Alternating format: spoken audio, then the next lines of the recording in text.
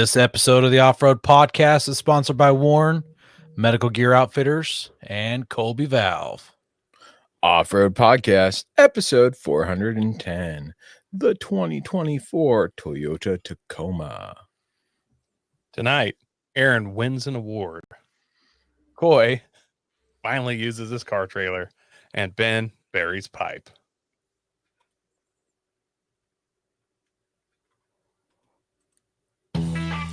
Welcome to the Off-Road Podcast, a podcast about everything off-road. We cover the news, review products, and interview people in the off-road industry.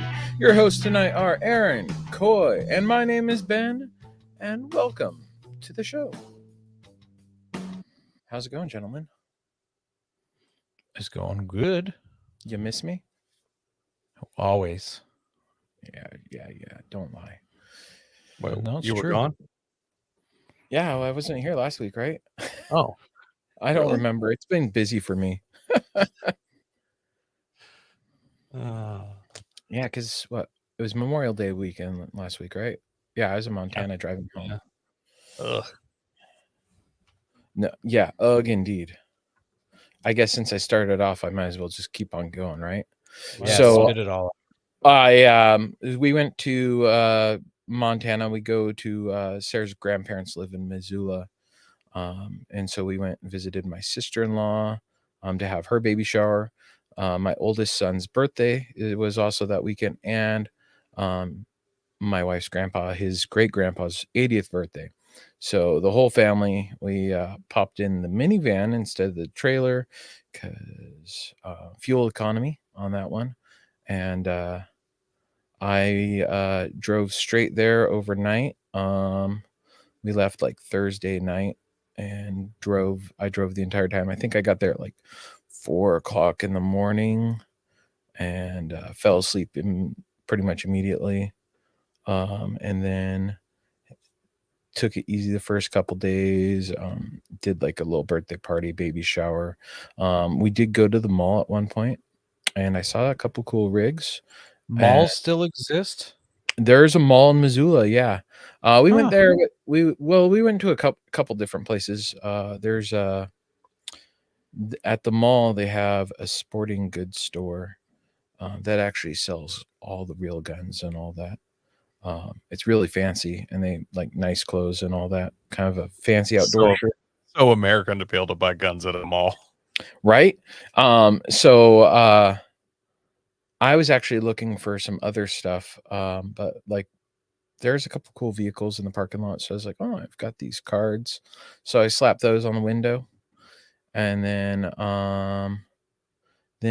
Slap some of our podcast cards on the windows? yeah, Nice. just before I And I left, wish I had some of those cards to stick on people's windows. if I ever see you again, I might hook you up. Well, 10 days from now, you better show up, sucker. Yep, I better, right? So just before I left though, that was like my yard a couple weeks ago. That was after all my stuff got delivered. This was my yard Thursday before I left. And then they called me. They said that they wanted to get it set up and ready for footing inspections on Tuesday, and I'm like, oh cool. They were done. They said got it all set up, and then they left. And I got a call Friday morning while I'm in Montana that, hey, Mr. Ben, we need to get in your backyard and your Forerunners in the way. And they needed to get an excavator back there. So I had to do a couple frantic calls. Fortunately, my neighbor was home and he's got keys. So he's able to get in my house and move my Forerunner. And then by Tuesday night when I got home from work, because I drove home, that's what I came home to. So that was pretty cool. And then I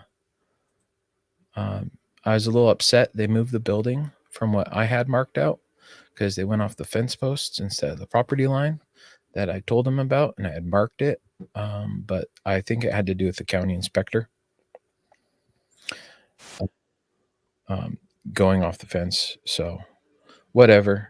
I'm just done being angry about it. By Friday when I got home, this was Thursday. This is what it looked like Friday when I got home, or Thursday when I got home. So it's all built up.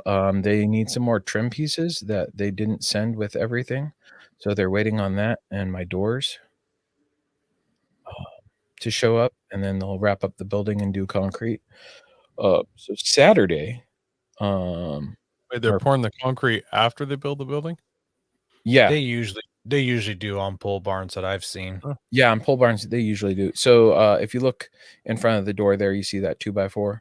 Yeah. They just pour against that and go across it. So I decided before I got it done, I'm going to do something that I'd done with some of the work I've done, is bury some conduit and put some electrical setup in. So I hung boxes. And the advice I was given was think of how many you might need and add a few more, because, rather to have and not need than need and not have. And so I hung, I think it was like 13 boxes in total. And I got them all buried. You can see the conduit there sticking out of the ground. And before I had to get all that done, I had to put up the panel. I've got a secondary panel there. I'm doing a sub panel. That little panel there is I'm running for Ethernet, so I can run that from the house. I'm going to bury that in conduit, which I did not upload that picture. But yeah. Are you going to add any extra pipe in there before they pour concrete? No. Well, that's not even the final picture. So yeah, that's not a complete picture. He had another one where all the conduit was run. Yeah, I have one I would throw an extra 90 or 2 at least out from underneath the building, and then just tape it up real good, and kind of, just in case you ever decide to add a water line or something, you have an entrance in through your concrete floor. That's not a terrible idea. I didn't think I don't see. I just don't know if I want to do any plumbing in there. Well, you don't have to, but if you ever decide to, then you don't have to cut a hole in your concrete. Yeah, that is true enough. Yeah, that's a good idea. I might do that. And then I brought home the compact, so I got it all set up, and then Sunday or Saturday I brought home the compactor, and that's half of it done. And I got it all stomped down. That compacting looks like it was done by somebody with ADHD. It does. Because I was just like, oh, I'm going to do this little spot. And then I just kind of let it go around. I was just like, screw it, whatever. And it's 2 strokes. So it got really smoky in there. It did look like maybe you were losing brain function as you did that, just judging by your pattern. There was no real good pattern in there. I got it compacted down. I'm going to throw in some sand because there's some spots where it's kind of just rocks bouncing around. Just to help compact it down. Yeah. I've got the concrete to hold it down. Yeah. Water, put some more water on it, and then do a nice pattern. Yeah. And I've got a big pile of sand, and it's lowered down in a few spots where I've got some gaps that I want to fix, because I had it like this. Well, even better, because there wasn't that gap there on the left. So I need to go through and put a little more sand on it, compact it down a little more. Well, glad it's coming along. That's good. Yep. Unfortunately, unfortunately, it sounds like I may have a bit of a delay on getting it finished because of the doors and missing trim. Hopefully it's not too much of a, I called them today and I haven't gotten a call back yet. So yeah, but you can still have the concrete poured without the doors. In fact, you want to pour the concrete before the doors, otherwise they splash. Yeah. Splash concrete all over your stuff. Yeah. Ask me how I know. And I'm waiting for a phone call back, and I'm hoping like, hey, maybe they'll get the concrete pad. So Eric's asking if I need to insulate it. So it's the roof is insulated, and right now it's just got a vapor barrier on it. I spaced the boxes out the bracket boxes out.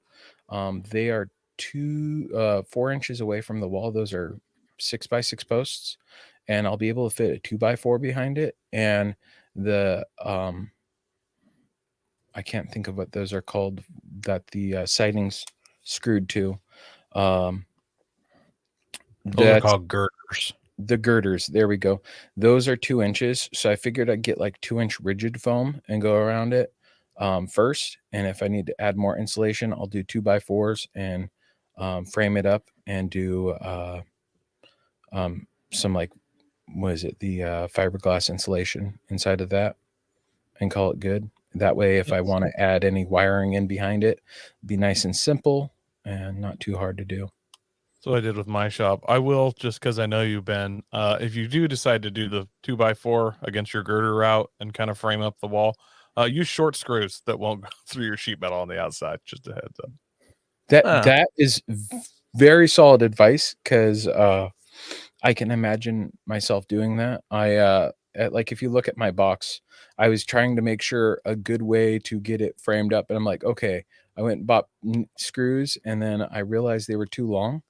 And so I had to take them back and go get different screws for putting them up on the wall. I was like, oh, I'm going to punch through if I do this. Nope.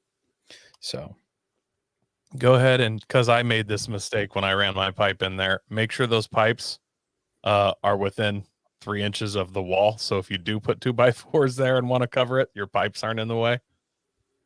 oh, those ones are going to be a pain. Those Get them Those as are close to the wall as you can. Yep. So, but yep, it's Well- all set up as good as I can for now, and I've got a little more work I can do. My weekend really wasn't as exciting as yours. I went and got alignment on the old Colorado, and then went to children's birthday parties all day on Saturday. We Yeah. Exciting. Yeah, it was awesome. Then Sunday, close friend of mine, Richard, he bought his wife like a 77, I think it's a 77 Corvette, older Corvette, a while ago, and they thought it was pretty cherry, and then now everything is pretty much wrong with it. So they're kind of doing a light restore. They're driving it the other day, and it started running weird, and then they noticed a lot of metal shavings in the oil. So I went over, and he did most of it. He had everything but the motor mounts and just a couple bolts ready, and we pulled the motor and trans on that, and yeah, it was kind of fun. That's like my favorite older body style for the vets. I know a lot of people don't like him. They say it's really, really redneck, but I just love the curves on that body style of vet. Oh yeah, no, I fully agree. I like the flat back window one, so I'm not even sure what year that is, but not a vet guy per se, but that body style with the flat back window, sharp rig. I like those side pipes that will burn your legs when you get out. Love those. So helped him with that. He didn't need that much help, but I mostly just needed extra hands, but did that. And then I finally got to use the car trailer I bought 6 months ago. Not for anything cool. My wife decided that she needed hay. So there's like 70 some bales on there. That's all she needed. So got to stack that up and take her for a little test run. Did just fine. That was cool. Why did you only put 70 bales on? That trailer's huge. That's like how many she needed.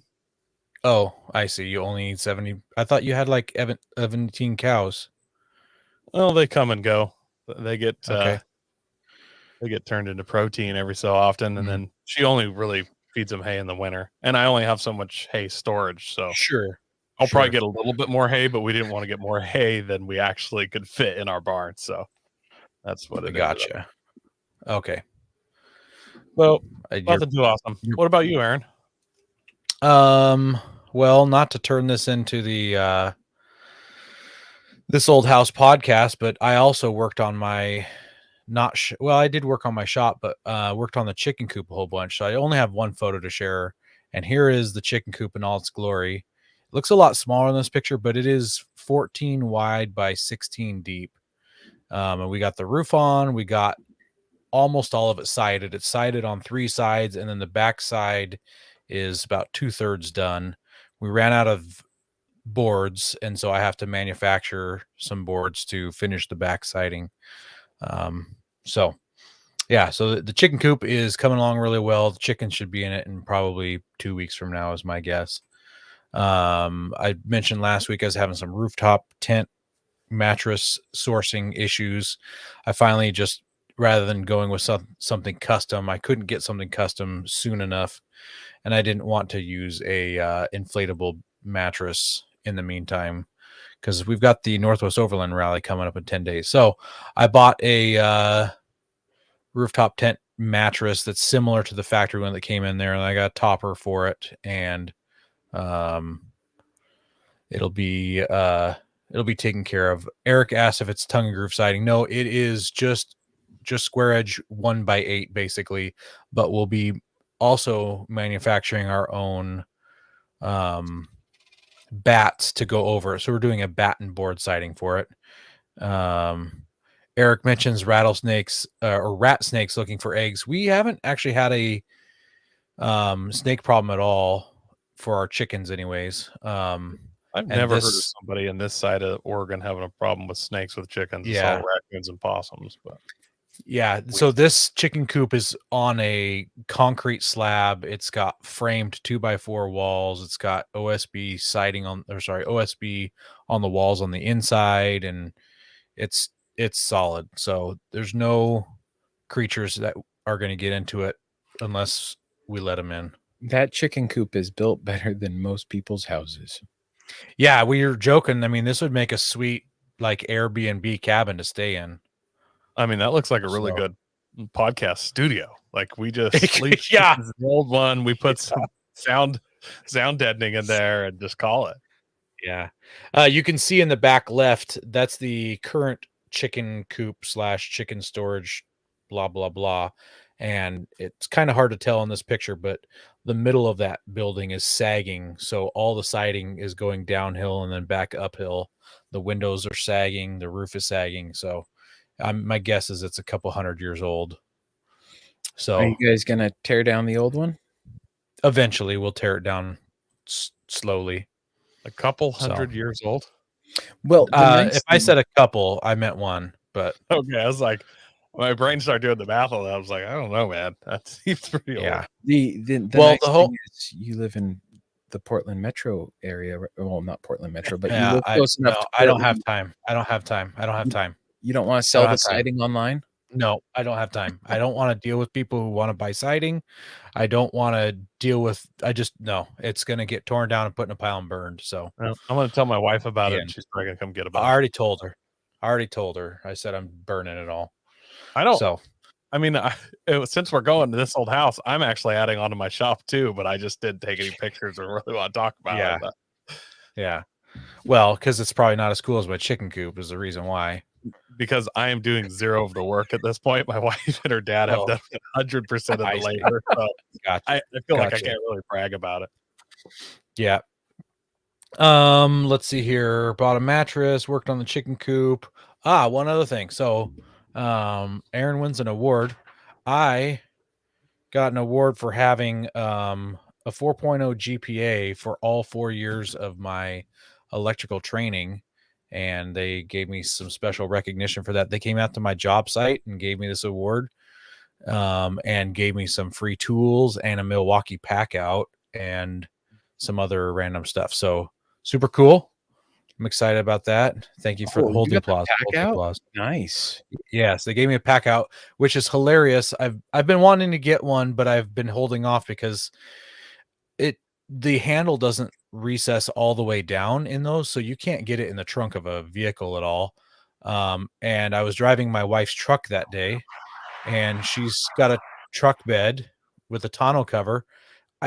It's too tall to fit underneath the tonneau cover, so I had to lay it on its back in there. So I don't know exactly what I'll do with it at this point, but eventually when I'm in a service van, it'll fit in the service van. Sell it and buy a Klein one. How those Klein ones look really cool. Have you seen how far out are you from being a journeyman?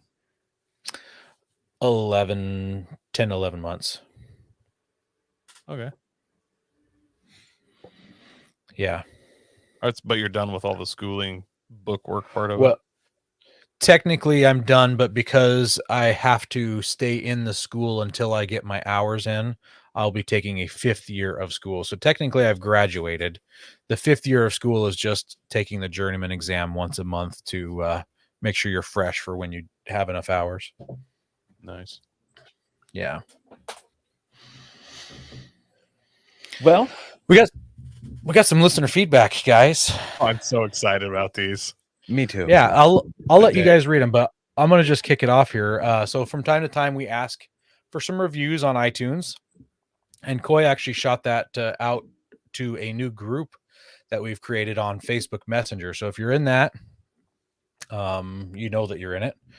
Apparently, I can't be in it because Facebook said that I can't. I have no idea why, but maybe one day I'll be able to join you cool cats in there. So anyways, from time to time, we like to ask for reviews, and it helps boost our ranking. You've probably heard every podcast say this. It helps boost our rankings, improve, blah, blah, blah. That makes people be able to find us easier.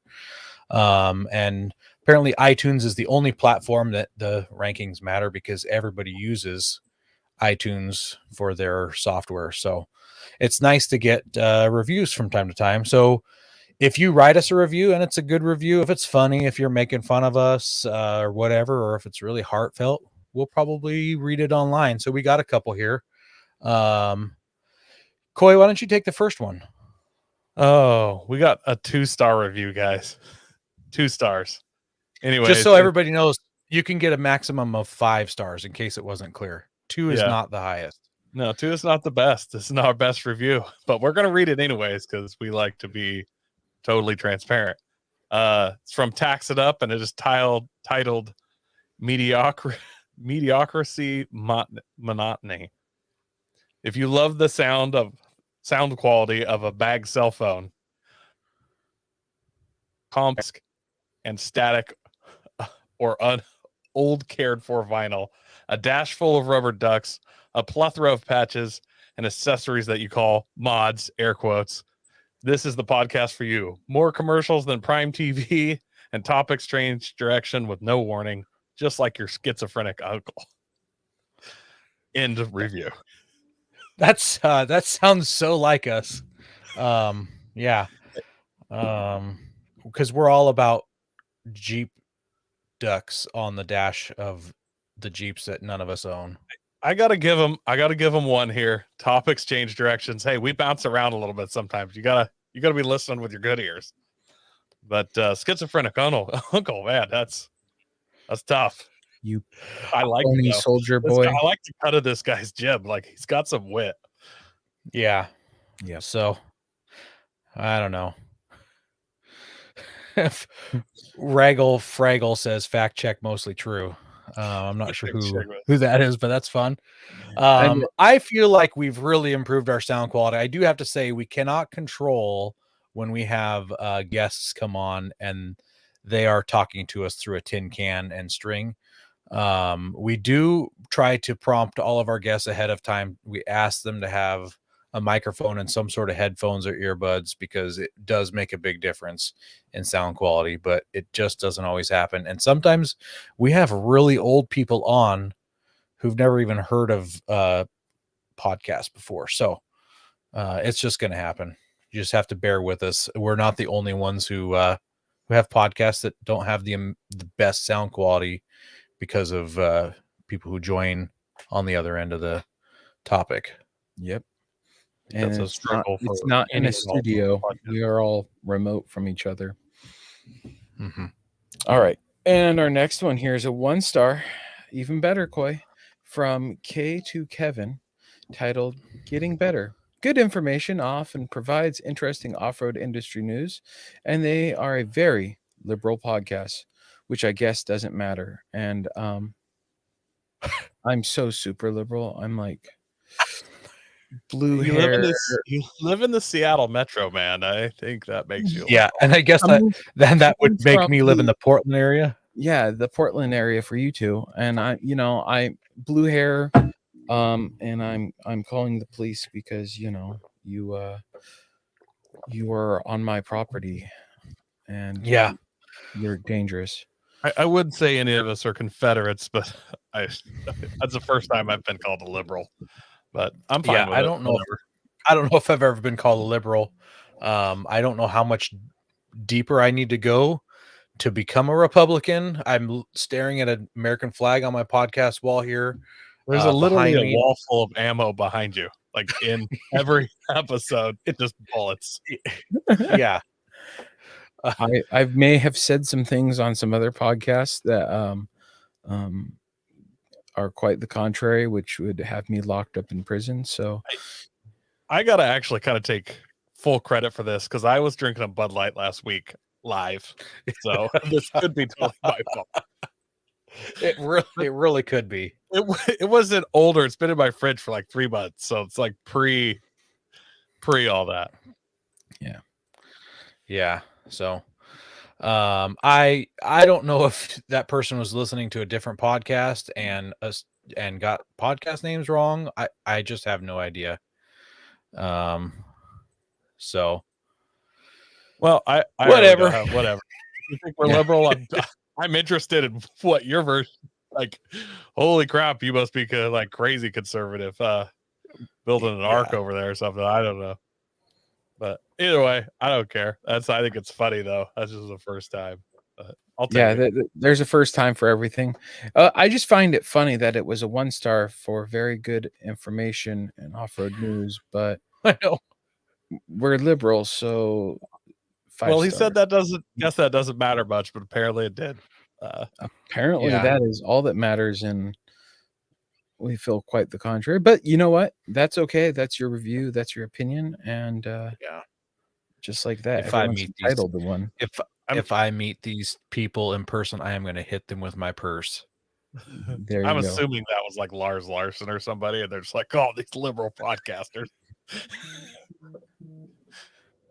Oh well.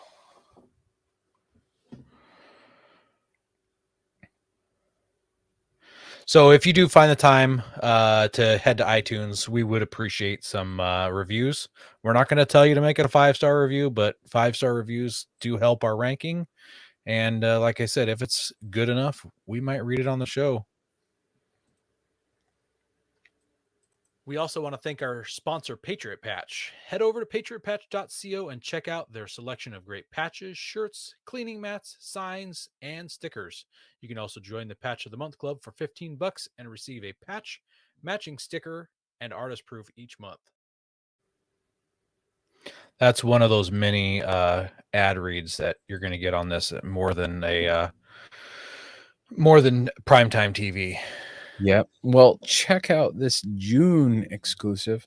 I thought it's pretty awesome. It's a pump action rocket launcher with an ACOG on it. I think that's a pump action bottle rocket launcher with a bunch of bottle fireworks and bottle rockets and M80s on the sling. Yeah. On the bandolier sling. Yep. It's in freedom colors. Yep. I don't know what those were because I'm a liberal, but gosh darn. Salty much, Aaron? That shotgun is not blue enough for me. Yep. I need more blue. Well, yep. Thank you for calling that out. That is an EOTech, not an ACOG. I didn't hear you call it an ACOG, but that is an EOTech. That was me. All right. Well, that's just been so liberal. Clearly, we've got some conservative here. Oh, this pansy liberal out off this I was gonna say misgendering of optic, but mislabeling of an optic. Yep, there we go.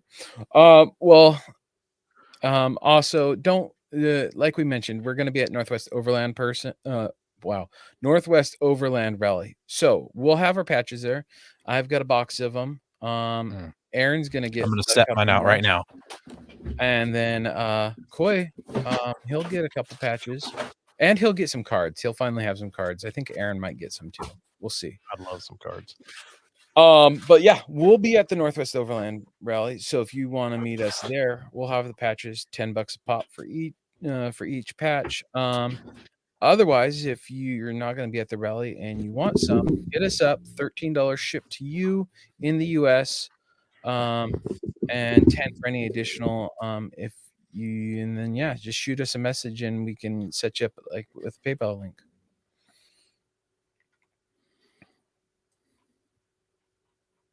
And I move screens. Forgive me. Have tire troubles ever left you deflated? Colby Valve has got you covered. Ever have a valve stem leak? Colby Valve makes reusable and easily replaceable valve stems that don't require you to remove your tire from the wheel. They work with your off-road rig, ATV, side-by-side, commuter vehicle, or even your tractor. Never be left stranded again because of a busted valve stem. They also have a tire repair kit for those punctures that keep you away from doing your favorite thing, wheeling. Make sure to check out colbyvalve.com or ask for them at your local off-road products store.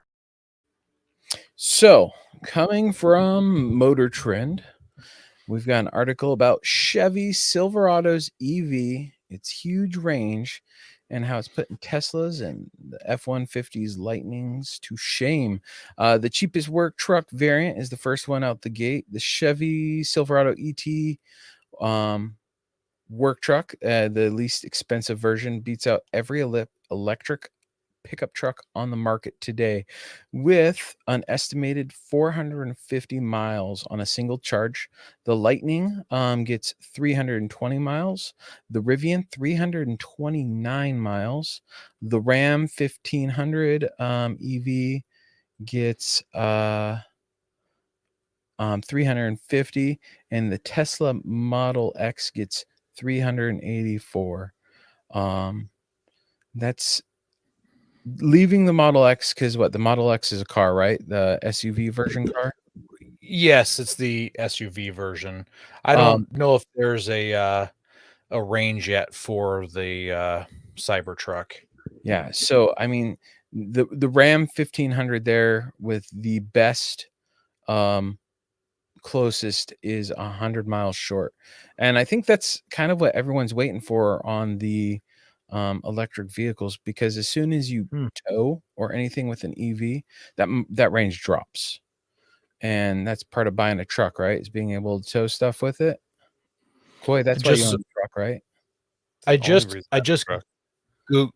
googled the Cybertruck, and they say it will have 500 miles of range. So this headline by Motor Trend is misleading because it says that it puts Teslas and F-150 Lightnings to shame, specifically in the title. So maybe it puts Teslas that are maybe out it puts now, them to shame. Yeah, maybe it puts them to shame because it'll be cheaper than a Tesla. I'm not sure. I'm curious how much this is gonna weigh. I didn't see anything on that. But no, I didn't see anything about weight. It got its extra range by dialing in its aero and how they were calibrated, whatever that means. It also has a massive 212 kilowatt battery pack. It's going to be offered in 2 range specifications, and 450 represents the lower range option.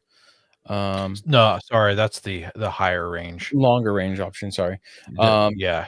And then the price for the work truck version has not been announced, but it'll be higher than the cheapest base price that's been announced at $41,000.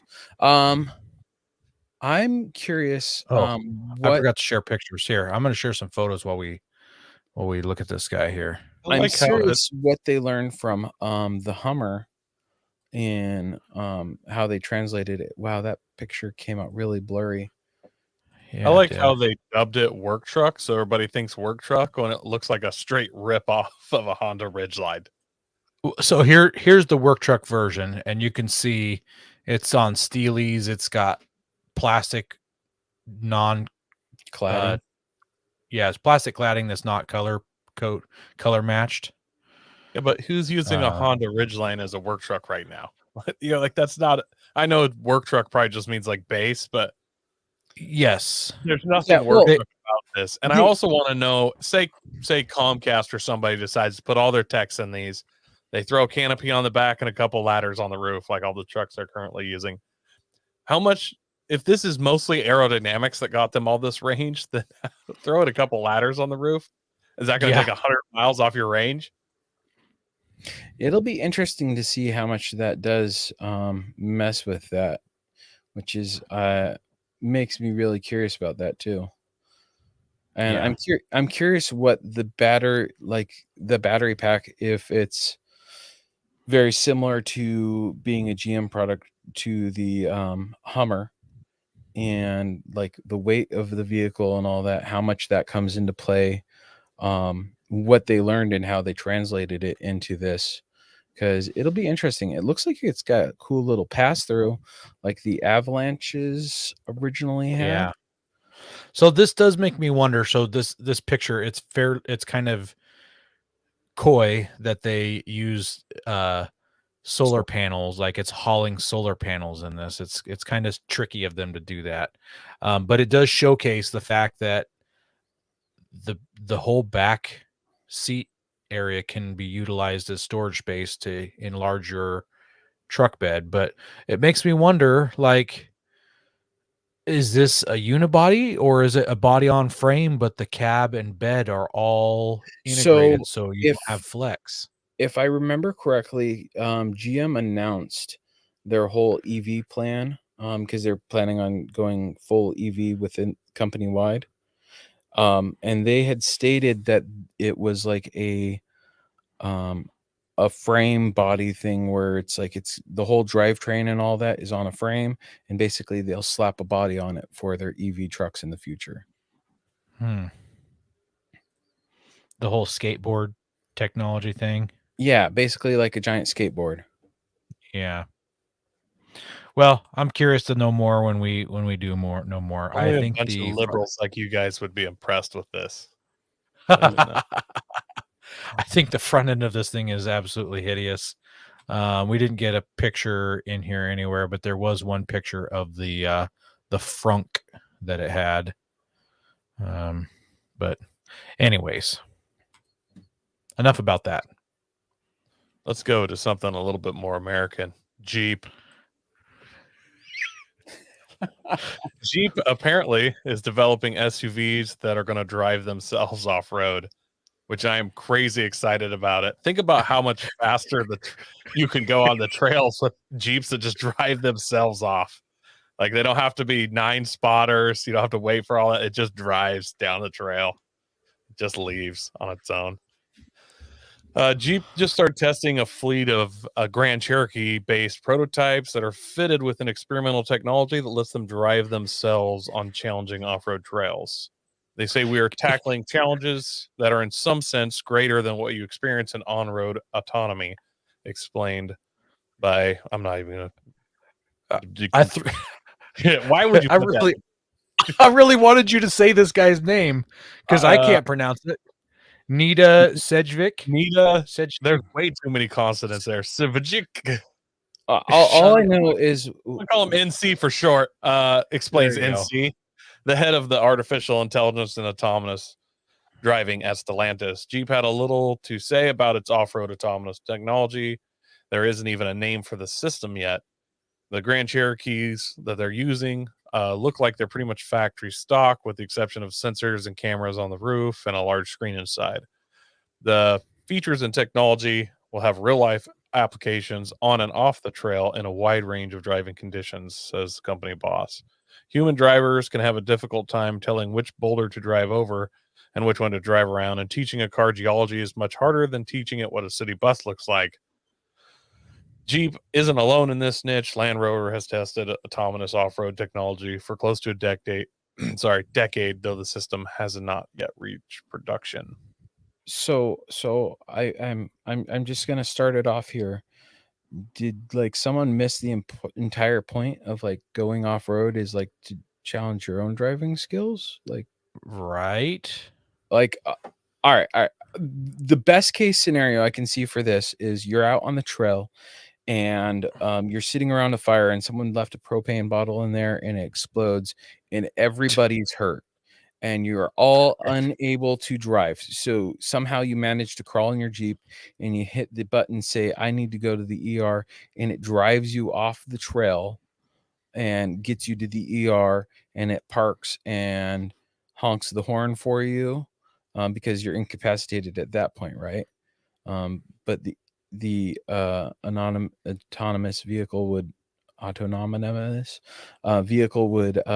then stop driving because technically, I think that's what they're supposed to do. You're supposed to be alert and paying attention to when they're driving, not sleeping or incapacitated because you've been injured. And They're talking about AI here, just not autonomous. It's AI. So this thing, I mean, you might piss it off and it just leaves you. Like you're camping and it's just like, I've had enough of these rubber ducks and that scuttle that you keep burning your eggs on, and it just leaves like your girlfriend in a country song. So I was actually thinking that these might be good for those people who, you know, they're following their GPS and they aren't paying attention to what they're doing and they get stuck up in the mountains in the winter. Maybe these will make it up and over the mountain for them and get them to their actual destination, because they shouldn't have followed their GPS. I don't know. It may have worked for my cousin Eric in the Jeep that he owned. Maybe this would have got him through that mud puddle that he got stuck in. Or it would apply the brakes and say, no, stop. Do not go this way. You are dumb. Don't go this way. Yeah, there you go. Please turn around. You're going to kill me. I like to think more of a Terminator style AI that's really intelligent. And like, you know, we're sitting there trying to do some hard trail. Somebody pulls up in a stock Grand Cherokee. They're like, oh, you're having problems with that? They hit scan. It scans every rock and piece of trash and just magically picks this crazy line that we never saw, just drives around and up and over on 3 tires, 2 wheels. And our jaws are just hitting the floor as this thing majestically just drives up some waterfalls and stuff. That would be amazing, but like Eric says in the comment, the whole fun is the driving part. So yeah, you've turned it into a roller coaster amusement park ride at that point. Correct. It reminds me of the original Jurassic Park with the electric Ford Explorers that automatically drove you around, and it's like, so it's just gonna take you through down the trail like you're on a city bus. Coy, did you, when you were at Disneyland last time, did you go on the Autotopia car thing or whatever it's called, where you get to drive those 2-stroke go-karts on a track? And the world's worst go-karts that I've ever ridden on, and I ride the go-karts everywhere. And Disneyland, the ultra conglomerate monopoly, has the worst go-karts of all time. Yeah, no, I rode on those. Okay, that's kind of what this reminds me of. Like, to get in and ride, it just takes the fun away when you are on a track. That's exactly what it's doing. You're at those go-karts. You're literally on a track. You can't exit the track that it's got designed for you. So I don't know. Not very fun. It just, I don't see the point. Like, maybe if you want to go camping with your friends that know how to drive, and they're not your friends because you don't know how to drive and you never go with them. So you're just going to show up to where they're out camping, even though they didn't invite you, but your car will drive you there now. Yeah. Maybe it'll be more like autonomous spotter, where it's like, turn your wheels a little to the left, and then you ignore it, and you're like, no, I don't think so. We'll go over here, and it's like, no, driver, go more driver, you know. You know, I would actually prefer a system like that, like you're describing. Like, hey, you're coming up to a little rock crawl, and it scans it and it says it's spotting for you. Hey, you need to go a little more left or go a little more right, and avoid getting stuck. More throttle. You know, it tells you stuff instead of doing it for you. Well, I hope they integrate this technology into Wrangler Stat. Yeah. So do you guys know how to drive? Not really. I'm terrible. Don't you hear about me in ditches all the time? You're the Toyota guy. No, he's not. You're not claiming him. He's not claiming him. He had a Wrangler for a while, and he's been tainted. Okay, I can't. I might as well be the Mazda guy. He's an unclean Toyota guy. Shame. Should I just be the Mazda guy? It's Japanese, but it's not quite Toyota or Nissan. I mean, I haven't talked to any Mazda guys, but I'll ask. But I don't see them claiming. I hear they're even rarer than the Nissan guys. Yeah, they're pretty picky. Go prepared with Warren Industries. They produced the first recreational winch in 1959 and lead the industry with their dedication to quality and reliability. When you dig yourself in deep, make sure you have the right tools to get yourself out. Get Warren equipped and go where others can't. Now, let's get ready for adventure and head into our main topic.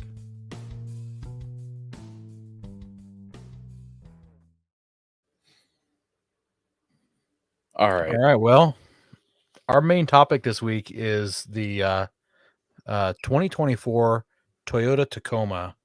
It just got released 2 weeks ago, and it's pretty amazing what it sounds like this thing has to offer. And we figured that we would just kind of completely do a deep dive into it and talk about the interior and the exterior and the drivetrain availability and the chassis and suspension and all the different models and stuff like that. What they Cool offer. stuff. Because I gotta say, just before we even deep dive into this, looking at it and reading through it and knowing a lot of what the current third gen Tacoma has, and seeing what they did to it, it really looks like they listened to what people didn't like about the Tacomas, and they actually listened. There's a few spots I feel they could have changed, but we won't know how much of it's changed until we actually see it in the first place. And like we said, what was it, 2 weeks ago with our news story? It's got brakes in the rear. Or Well, disc they brakes. always had. Yeah, there you go. Yeah, disc brakes. Yeah. Yeah. So let's just kick it off here. On the screen, you can see there are 8 models to choose from. 8 really, I feel like that's too many. But to list them off, they've got the SR5, Pre-Runner, TRD Sport, TRD Off-Road, Limited, which is not a TRD model, TRD Pro, and Trail Hunter. So those are all the different models that you can get for this rig. And you can get them in 2-door extra cab, which has a 6-foot long bed, a double cab, which has or the double cab, which you can get in a 5 or 6-foot bed. And an interesting thing is the extra cab only has 2 front seats. The whole back behind the seat area is all storage, some of it locking storage. So on the screen, if you're watching the podcast, you can see this is what they call the extra cab. And that's a big storage area behind the front seats. Secure storage area. That's versus not a that bed, an open uncommon. bed. It's not that uncommon for fleet stuff like that Colorado I had. Same way, it didn't have any seats or seat belts in the back, and you can actually open the back door. So a lot of body and white fleet model stuff they sell that way. Yeah, looking at the artwork or whatever we're calling this for this, it doesn't look like the back door opens, which I heard they removed the suicide doors is what they've been called. Oh, interesting. Which will reduce some cab noise because access cabs, you get a Yeah. little bit rattle between those 2 doors. Yeah, for sure. It'll make the chassis more rigid as well. So this one that they're picturing here also, it has a TRD badge on the back corner, and I can't tell what it says, if it says Pre-Runner or Yeah, it says TRD Pre-Runner. That's what Okay, the picture saved as well. Oh, It's there you just- go. Yeah, look at that. It's just a render though, so who knows? That's hard to put too much stock in. Well, they do these describe are this- from Toyota. These pictures are from Toyota themselves. Oh well, I guess and they Pre-Runner could do come that call way. it the TRD Pre-Runner. Yeah, so I guess my point is that I didn't look into it until just now. I thought about it, but you can get this 2-door truck, 2-door 2-seat truck in the upper trim models. You can at least get it in the TRD Pre-Runner. Who knows if you can get it in the TRD Pro or the Trail Hunter? I'm not sure about that, but that's kind of nifty. So only the TRD Pro and the Trail Hunter omit this air dam that's in the front. Let me see if I can find a good picture of the air dam. There you go. So in this picture, this is a TRD Sport, which you can tell because it's got the hood scoop there, has this giant front air dam, which is definitely going to help for aerodynamics and increase fuel economy. I'm gonna find But so many of those up in the snow. yes, yes. I'm gonna start reselling air dams. There you go. So apparently, if you don't like it, it comes off. It's only got 9 fasteners that hold it in place, or one quick smash in the snow. Well, something that could be nice with that is it being 9 fasteners. Hey, I'm going on a snow run. You could pull it off and put it back on. Yeah, That's such Yeah, I a suppose. liberal gas saving greeny thing of you to say. I do like money in my pocket. I'm very conservative about keeping my money to myself and not the government. I don't know about that. It's got power lowering and lifting tailgate. It operates by a button there. As you see on the picture, if you're watching, you push a little button that's in the tail light, and it drops the tailgate, and it's got a pinch sensor so that your fingers won't get smashed, which I feel is great for like if you have kids or any of that, or if you've got I don't know, stuff that might get smashed in the tailgate, like I don't know, something, a fishing pole that would suck. Yeah. Honestly, my favorite part about that tailgate. So it has the 2 buttons, or you can use the traditional handle, or you can just bump it with your knee. If you had an armload of stuff, you can take your knee and just kind of shove up on it, and it'll sense that you pushed up on it, and it'll just take off and go ahead and close. Oh, that's nice. Yeah, I heard about that. I didn't see that one in action. I didn't get to watch any videos on this when I did my research, but yeah, pretty neat. I do like that you can't get your finger smashed. Having bought an expensive tail light for the F-150, I can only imagine how much these taillights are going to cost. Or maybe if you smash the lens, the sensor can swap over to the next one, or I should say the button can swap over to the next one. I don't know, but Hopefully, it kind of looks like it's just wrapped around it to secure it in place. So hopefully yeah, it's easy to hopefully. replace, and Yep. hopefully that it flips sides, so it's not 2 different part numbers. So it's nice and easy to You replace. guys are really missing the best part of this button on the side. I cannot wait to be on one of those like overland rally trail runs and just walking down past the new trucks, pushing the tailgate everybody's and lowering every single Toyota. This is going to provide me entertainment for years in the future, because it's just starting now. It's only going to get better as more of these show up. That's true. Well, I wonder if you need to have keys in your pocket to be able to get it to work, though. Well, either keys in your pocket, or maybe if the truck is just generally in an unlocked state, even though the keys aren't around, I wonder if Yeah. you can, because I think with my F-150, you can drop the tailgate if the truck is unlocked. Yeah. And I'm assuming that if they're in the vehicle and it's in park, I can just hit that. Like, it'll just think somebody got out and hit the button. So I'm looking forward to it. It's Eric fun says business, people. Eric says the trail will be littered with Yetis and Scottles. Raggle Fraggle says that he says he likes that they moved the storage in the bedside higher. I wonder if people were having an issue with either being blocked by cargo or moisture getting in it. I don't know. I'm not a Tacoma guy, so I don't know about that. But Yeah, moving I higher know. can't be bad. I know some people have found that as kind of a like it sucks, because if you get like a deck system, you can't use that little side. Oh yeah, yeah. And just And I imagine, know- Aaron, if you had had this truck with your Milwaukee pack out, you could have probably closed the tonneau cover. Maybe. The Although I bedside's talked just my wife into looking into canopies, so we're trying to find a used color match canopy. Good luck. You're better off getting it painted. Bedsides are higher, but they still allow you to reach over. So that's kind of one of the things that Toyota did, was they actually made the bedsides as high as they could without interfering with being able to reach over the sides of them. Apparently people weren't able to fit certain things under tonneau covers. I would be surprised though if the pack out would fit underneath there. Yeah. So Well, it does give you 7% more volume, which is kind of nice. It's like, hey, there's just a little bit more space in there. Just a pinch, right? Yep. Yeah.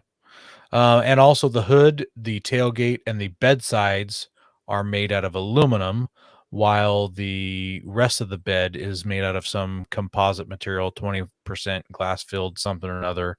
And that composite bed itself is 14% less weight. So that's kind of a cool thing. We're doing numbers. The hood has 2 prop holes for a high and low setting. So I imagine, hey, I'm just trying to change headlights and I don't need a ton of room to change out the bulbs, though I'm sure they're probably LEDs or something like that. I heard that it was for, they're trying to include women and shorter drivers. So they made it, that was one of the complaints of the old ones. The hood was heavy.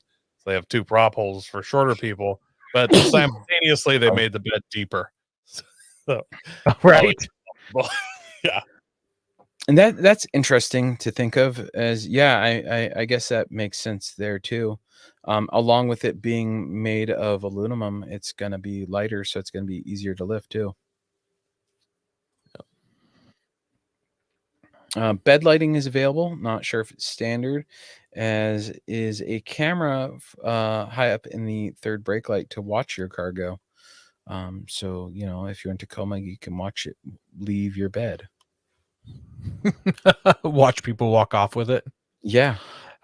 I'm going through the pictures here, and I don't see any pictures that have that camera in it, unless it is so integrated in that third tail light that you can't see it up there.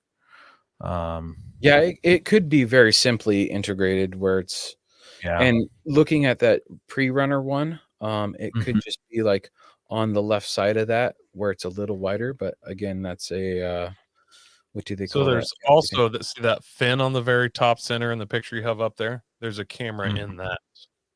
Oh, is the camera in the fin? There's itself? a camera in the fin. Yeah, there may still be one in the tailgate, but there is one in the fin. And then, All right, Well, so that's the what fin is that's the what this was. yeah. That's what this was referring to. Is that it has a camera up high by the third brake light? yeah. All And right, then so that fin there's is also the cameras inside antenna. the bed. You can, while you're driving down the road, you can look inside your bed and see if things are flying around. See how much air your Yeti cooler just got. And then some of these, I don't know if they show in the pictures, they have 3 of those shark fins on the outside edges and in the There you center. go. That one you This kind one of right see it. here. And that's So for some kind of trailer towing mode where you can see the outsides down your side of your trailer. that's or something. interesting because, like, in the past, those fins were the antennas for your HD radio and all that. They may well still be, but there's a camera. And now they've added cameras into them. That's kind of a great way to use some space up in there, because I'm sure those keep the antennas air up. aren't that huge. And there you go. Now you've got a way to that kind of looks cool, like you said, shark finny, to watch a trailer. Yeah, so Coy kind of mentioned that the third fin is for an optional wireless trailer camera. So it sounds like what you do is you have this camera that you can mount to the back of your trailer, and it sends a signal from that camera up to that fin, and then that fin integrates into your dash to show you what's behind the trailer you're towing. Oh, I had understood that those 2 extra fins look down the sides of your trailer. Okay. I thought But they said that it was a wireless trailer camera, so Well, it could Maybe be a both. combination of both, honestly. yeah. I guess we'll have to look into that more.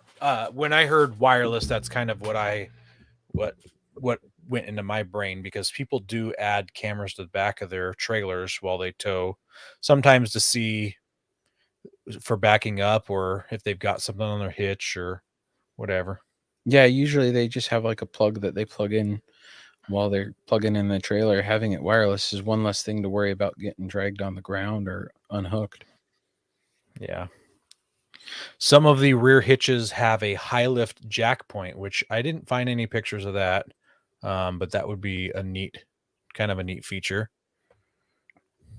I don't know why you need that. I would assume you could just shove your high lift into the receiver.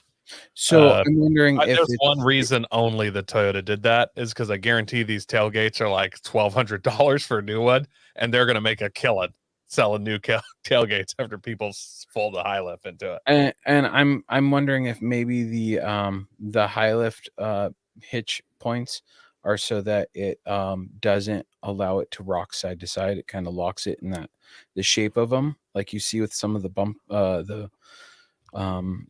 was it like the rock sliders and bumpers, they have like, it's kind of like a triangle shape for the high lift jack, so it's going to prevent it from rocking side to side to keep it steady. So looking at the back of this one, this is a Trail Hunter. You can see the red recovery hooks. There's little slots, like rectangular slots next to those. I wonder if that's the high lift recovery points, and it's not that the hitches have it, but maybe it's part of the receiver hitch itself. Yeah, just not just the receiver, but the overall hitch assembly. So in the picture I saw, it was like on each side of the hitch, I thought, but I could be. Okay. Let's see. Rock sliders support 1/2 of the truck's gross vehicle weight. GVW. Oh, hang on, guys. Look, so those red toe hooks, there's little holes beside them. Is that it? That's what I was just talking about. Oh, okay. I was confused. Never mind. Yeah, that's what I was referring to. It's awesome to hear that the rock sliders are actually rock sliders that are coming from factory. Yeah, some legitimate rock sliders. Hey, Eric, thanks for hanging out with us. Sweet dreams. And if you have a limited, you have the option of getting some power running boards. So rather than rock sliders, they probably won't work as very good rock sliders. Yeah. Let's see the interior, 400-watt inverter inside and in the bed. The hybrids have 2,400-watt inverters inside and in the bed, which is really nice to think about. I mean, that's a lot of power right there. You're talking like power tools and stuff, or chargers, a lot of chargers. How long before somebody brings an air fryer to the trail? Oh yeah. I hope it's immediate. I want to make fun of it, but I'd rather have an air fryer that functioned at a scuttle any day. I'm just thinking it's a hybrid, right? So you could drain the battery down all the way if you really wanted to, and it wouldn't affect the 12-volt system. So theoretically, a 2,400-watt hybrid inverter, you could like plug in an oven or run a welder, right? Well, I'm assuming this thing has to be running to provide that much juice. Well, it's got a big old battery pack. It's got 212 whatever those are. See what I did with that joke? Whatever. Yeah. The roof and seats and both are 1.1 inches higher to give front occupants a better angle sitting. I don't know how I feel about this. The front seats are higher. And I've always heard complaints for taller folks. I lean my seat a little bit back so I don't rub my head on the ceiling. Well, the front seats are higher so that you're in more of a sitting position than legs straight out go-kart position. Gotcha. So the floor, the seat's higher and the roof's higher, but floor staying the same, you have your knees can bend a little. So it should, while your head may still be close to the ceiling, it's going to be better for taller people just because of actually having more leg room. Which is good. And I can still lean the seat back, so it's not even 1.25 inches, but maybe that angle just makes all the difference in the world. I don't know. Yeah. And I do have seat lifter, like on my 4Runner, I have seat lifters. That's an inch lift in the front, so it kind of tilts the seat back a little bit. So the trucks that have come with the tow package also have an integrated brake controller, which everybody's doing this now. I'm starting to feel sorry for some of these companies that make brake controllers as a living. Like they're going to be out of job in the next 10 years. Well, and I'm wondering if like maybe these are from those companies kind of making it an OEM for them. So like Yeah. I run a Red Arc tow controller, which I've not talked about much on this show, but it's actually really nice on how well it helped with my trailer. I have Red Arc as well, and I love it. It's the best tow controller I've ever used, and I tow trailers every Do you day. have it on your FJ? Yes, I do. So like you have it where it's integrated into one of the factory buttons and all that, and I drilled a hole, but I mean, it looks factory the way it's in Yeah. there. It's just a little dial, and having the gyroscopes, the G-force sensors rather than just preset is so much better. I love it. Yep, And it that's the calibrates, setting I've run. calibrates to Yeah. your vehicle's suspension stuff. It's the best one I've ever used, honestly. So I've used one other brake controller, and it's like the way to go is the Red Arc with the G-force. I agree.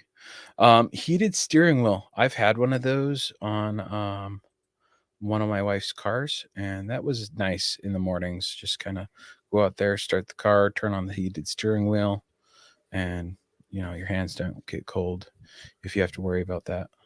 they also all come with manually adjustable headlights for when you're towing or something like that, and it's squatting, and that's manually adjustable from the cab. There's an in-cab adjustment to adjust the headlights, which I think is pure genius, because once you put all Yeah. your stuff in there, you level it, you level your truck after you put a little lift kit on it, then you throw a trailer on. My lights are just pointing to the sky.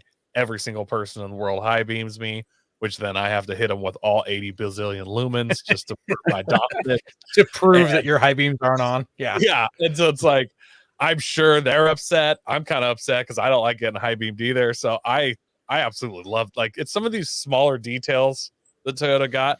I don't feel like there's anything super groundbreaking they did with these, but they nailed a lot of little things that I really like. And that's They one of them. did. They did. There's going to be some more things coming up, but it's like they must have listened to some people who do a lot of towing, because it seemed like a lot of details have to do with towing. So we already talked about the manually adjusting headlights. We've talked about the different cameras you can get, and the integrated brake controller. There's a bunch of little things that just bring together this amazing towing package kind of a thing. So yeah. Team Broverland says hi from the best tan FJ guy. Your FJ is getting pretty sweet, man. And I can't challenge you to direct FJ combat, but mine's all tan. You're one of those white roof guys, so there's still a difference between us. I have to say that. This next thing here is that there's a rotary switch. I just kind of want to highlight this because it's a little bit different than normal. A rotary switch for 2 high, 4 high, and 4 low, and the drive mode selection is in the middle of the switch. So I've got it here on the picture. You can see it's just kind of this chunky knob in the center console, not on the console stack itself, but it's kind of cool looking. Yeah, whatever. It's just neat. There's quite a bit of cool buttons in this thing, and rocker switches. It kind of reminds me of when Ford Raptors first came out, and they had those almost like fighter pilot switches, and some of them were extras. So yeah, I'm curious on how many of those are going to be like accessory ones, like the Fords have, where it's like, hey, this is an open rocker for you to use, because we know you, as someone who bought this off-road vehicle, are going to want to add extra accessories. Now you won't have to look at the aftermarket to provide those. Raggle Fraggle asks, how's the drivetrain? We're gonna get to that in a minute, man. Just hang tight. We'll get there. Yeah, I'm gonna bomb through a bunch of these real quick. So it says that most of them are gonna have a 7-inch digital gauge cluster. The TRD off-road models will have back one picture real quick, man. To this one that we were just at. No, it showed you had one that showed the jockey box. It looked like it had like a vault safe thing there. Oh, this one here. Yes. Yeah. Oh, yeah, and that looks like a vault safe brand. So I wonder if that's an option you can get from the factory. That's super A awesome that it has a combo console. lock safe in it. Yeah, Console Vault, I believe, is the brand. And it looks like it has a key option too. Yeah. Yeah, it's kind of neat. You can use a key or the combo lock on that. It comes with either an 8-inch touchscreen or a 14-inch touchscreen in these bad boys. That 14-inch one is huge in this. And it also comes with Apple CarPlay, Android Auto, and on some of the higher up trims, it'll have up display. So I don't know if the previous ones had that or not, but this one does. Toyota SafeSense 3.0. We don't really care about much of this. Lane centering, lane tracing, which I don't know what lane tracing means. Driver assist, trailer guide, and adaptive cruise control. I love This is adaptive cruise control. Just saying, it's awesome. Most of the times I love it. Yeah. This I is a have cool some- feature right here. The JBL stereo has a removable center channel speaker, so you can see it here in this picture. Actually, here's another picture of it. That center channel speaker pops out and it becomes a portable speaker that you can connect Bluetooth to your phone and take it out to the beach with you or at your picnic or whatever you're doing. Carry it around Home Depot. What's wild is you can pair up to 100 of these together, which I don't know how you could get 100 Toyota people that had this option in their truck together to try this, but it would be fun to try. And they could all be connected to one phone and all play the same thing. It's IP7X rated, so that means it can be under 1 meter of water for 30 minutes. And the truck knows when that speaker is gone, and it automatically adjusts the EQ if you're driving around without it. Now, this is in about 5 years. Another thing I want to try at Overland Rally with this, because I know you're going to be able to Google the code to connect to the Bluetooth. Connect to the Bluetooth. Just sit in the center of all the camping and just see how many I can connect to. And I haven't decided what I'm going to play, but it's going to be cool and probably not safe for work or children. Yeah. Wireless phone charging isn't on all of them, but it is available, and it's got USB-C ports front and rear with 45-watt fast charging. Under the rear seat, they say they carved it out. I think they did it for the batteries. They made it as low as possible to fit more battery space, which means when you don't have batteries, you got more storage space. 300%. They say it's more. 3 times more storage under the rear seats, and then behind the rear seats, like it looks like you could get a full-size rifle gun case clicked in back there, which would be pretty slick. That'd be an awesome accessory. Not If for I liberals wasn't like such Ben, but if I wasn't such a liberal, yeah. Let's see here. It's got heated and cooled front seats on the limited and above trim. And then this is the one we're going to talk out here for a little bit. These guys right here, these look like torture devices, futuristic torture devices, but they're actually fancy seats called isodynamic performance seats. They're not technically suspension seats. They don't really suspend you. They just gyrate you. I want to address Raggle Fraggle's comment. What if you mix them up? Are they paired to the truck? Soon you're talking about the speaker. It sounds like as soon as you plug it into the truck, it's no longer wireless. There must be some contact points or something in the dash. So I'm going to assume that your truck will just recognize it as the JBL speaker, but when you pull it out next time, go to connect to it, you won't be connected to it. But I don't know. That's a good question. So these isodynamic performance seats, they stabilize the occupants by taking strain out of the upper body. It has 2 air over oil shock systems, 2 vertical shocks and 2 horizontal shocks, and it uses a Schrader valve to let you increase or decrease the air pressure. Toyota has a weight rating. Sorry, they have got a chart that you add pressure based on the weight rating. So the only thing that these seats prevent you from having is a power recline feature. Otherwise, they have all the heating and cooling and other power features that all the rest have.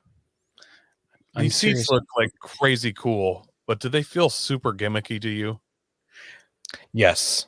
I feel that it would suck to have a seat that, oh, I blew a shock in my seat, and then you have oil all over your floors, and Well, Ben, uh, Toyota's not assuming that you're going to drive it at 300,000 like you will probably. So yeah. you know, Maybe you can send it into Fox or somebody and get your seat shocks rebuilt. yeah, yeah. yeah. Fresh rebuilt. Is there going to be like remote reservoir coilover replacements for these seats? Oh, like we can call Radflow and get an upgraded seat Yes. shock. I Yes, absolutely hope that they do. That would be amazing. at least an April Fool's joke. So Eric says something great for the passengers to smash their knees into in event of an accident. That's what I wonder. Like, are these cutting into like leg room? They do say that they passed every crash test that they needed to crash or that they needed to pass, and they work with every other safety equipment like seatbelts and airbags. So That's not the part I'm worried about. Is if you have children, how long before they figure out they can push on that trader valve like a bike tire and just let the air out? Like you're gonna drive along, and be like, "What was that noise?" And your seat's gonna be all floppy. Like it's for sure gonna happen. they're back there hooking up balloons to it, and they're making blue animals with the pressurized air coming out of the seats. I'm curious to see how they work, but honestly, just we need some better video or something. They just seem super gimmicky. They don't even seem like as good as any like suspension seat or side by sides. Like I don't know. I don't know. They could be really awesome after the fact. I mean, it really takes to find out once they're in use, though, right? I hope that they're really awesome because in like 5 years, I'll pull a set out of a junkyard somewhere and stick them in the FJ because they look the actual seat part of it, the bolstering and everything. It looks really nice. Yeah.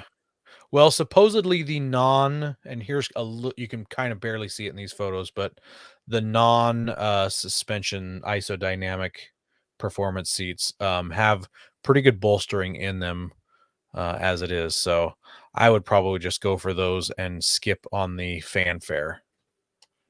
Well, yeah, that's why you're a Nissan guy, Raggle Fraggle says you'll make bubbles with it. Let's see here.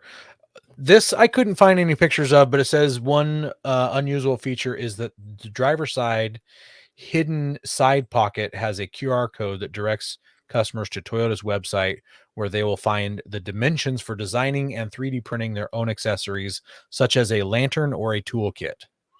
That's handy. I've heard. I swear I've heard of another vehicle manufacturer. Ford Maverick is the 3D where you can 3D print accessories for it. I Yes, think that's cool because it's not only, hey, here's some stuff you can print for it, but here's how you can design stuff and print it for it. So it's like, oh, I want this, but I want to change it up this way and personalize it for me. Yeah. And I'm a nerd. I like 3D printing, so Shall we talk about the chassis? Yes, the chassis. So it's the same fully boxed ladder frame used for the Tundra, the Sequoia, the Land Cruiser, and now the TNGA F platform, which is really cool. It's called the TNGA-F platform. Okay, whatever. It's which is really cool because I think of another company that's done this, Nissan, where the Titan, the Frontier, the Xterra all share the same frame, and the Pathfinder. They all share the same frame. Isn't the Armada in the same frame too, or is it? Yep, and the Armada. Yes. So the cool thing is it allows for some stuff to be interchangeable, to change it up a bit. So it's kind of cool to see that. It'll be interesting to see, but it's not all the same, because the wheelbase is over 4 inches longer. Hold up, Ben. You're mixing some stuff up here. So, the wheelbase is 4 inches longer than the last truck. Gotcha. Not than the Tundras or anything. So, but I think the point that you're getting at here, and Coy and I were kind of talking a little bit pre-show, is that if Nissan, Frontier, and Xterra owners can do the Titan swap, can Tacoma owners do the Tundra swap? No. Land Cruiser swap, baby. Let's get Land Cruiser swap in there. Well, I'm willing to bet that the Tundra is wider than the Land Cruiser. I don't know that as a fact, but I'd be willing to bet that the Sequoia and the Land Cruiser, or the Sequoia and the Tundra, are probably wider. It's very possible. I hope that you can, man. That would be, being able to junkyard long travel that front end would be so much nicer than the $5-6 grand it costs to long travel the front of a Toyota right now. I mean, it's, Yeah. and by long travel, I'm using that loosely, but doing a 2-inch plus or 3-inch plus, using just junkyard parts or, you know, Rock Auto arms and stuff, man, that'd be amazing. Yeah. So like Ben was saying, the wheelbase is 4 inches longer than the outgoing Tacoma, but it has a shorter overhang, and that allows the truck to be the same overall length. So they've stretched it some, shrunk it another place, and it keeps the truck the same overall length. And the sides are actually wider too, but where the doors are inset some, which keeps the swing out on the doors from being like a really far swing. So you're in a garage or something, you're not having to wham those doors into people or in tight parking spots. So it sounds like it's about 2 inches wider than the previous model, with the Trail Runner and the Pro and the Trail Hunter being about 3 inches wider. yeah. And Eric asked if it's a box frame. It is a fully box frame. So Toyota's finally completely stepping up with the fully box frame, which Nissan has been doing for almost 20 years now. Oh, mine's got a fully box frame. Mine does too. It just like you don't have Tacomas. I thought it was just Tundras that didn't have box frames. No, so I believe the 3rd gen boxed some of the frame. The 2nd gen was all C channel. So they kind of worked themselves up to it. You just got to sneak up on that fully box frame. You can't commit all at the very beginning. Gotcha. Ben, this next one's you. You are the most excited about this by far. Yes. Discs are standard all around. 16-inch front and rear. TRDs have 17-inch front and 16 rear, and the hybrids have 17-inch front and rear. And I believe that's the size of the disc brakes. Yeah, the size of the rotor. The rotor itself. So you're talking. That's a big rotor for the rear. I'm surprised they're putting 17-inch rotors. I don't think that's the rotor size, is it? They only have 17 and 18-inch wheels, guys. That's almost impossible. So yeah, that's a good point. So then that must be the clearance on the inside. I think they're saying that's the wheel sizes it comes with, and then they have, the bigger tires are gonna or the bigger wheels will have a bigger brake. The smaller wheels, smaller brake. Something I was listening to specifically called them out that they were 16 front and rear, and then 17 front and 16 rear. So you wouldn't have staggered wheel sizes. Maybe it's what you have clearance for. You like this the hybrids. You have clearance for only a 17-inch wheel, whereas your rotor being 1 inch smaller than the wheel is. I just that doesn't seem doable unless there's some kind of really weird new fancy caliper. So I don't, and this is all pre-production, so a lot of this info is getting thrown out hot and loose. That seems off to me. I could be totally wrong, but my gut instinct is saying that's almost impossible to do. I feel what you're saying. If I can do some quick Googling while you guys keep going, I'll see if I can find so it says 17 and 18-inch wheels depending on model. We kind of cover that. Payload, not the highest in class, but still around 1,700 pounds. Kind of depends on the model, and like we said, still pre-production, so it's not all hammered out exactly yet. Which, when they were talking about that, Toyota specifically said they did not try and make this a catalog truck and just try to be best in class at everything. They went with people who need a medium-sized truck. How much are they going to tow? How much are most of them going to need for payload?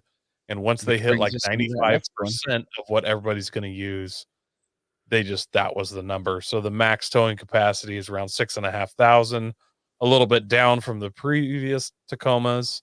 But like again, Toyota said that they found that 96% of compact truck owners don't tow over 5,000 pounds. So they said they'd rather, if they went higher than that, they were going to have to take away somewhere else.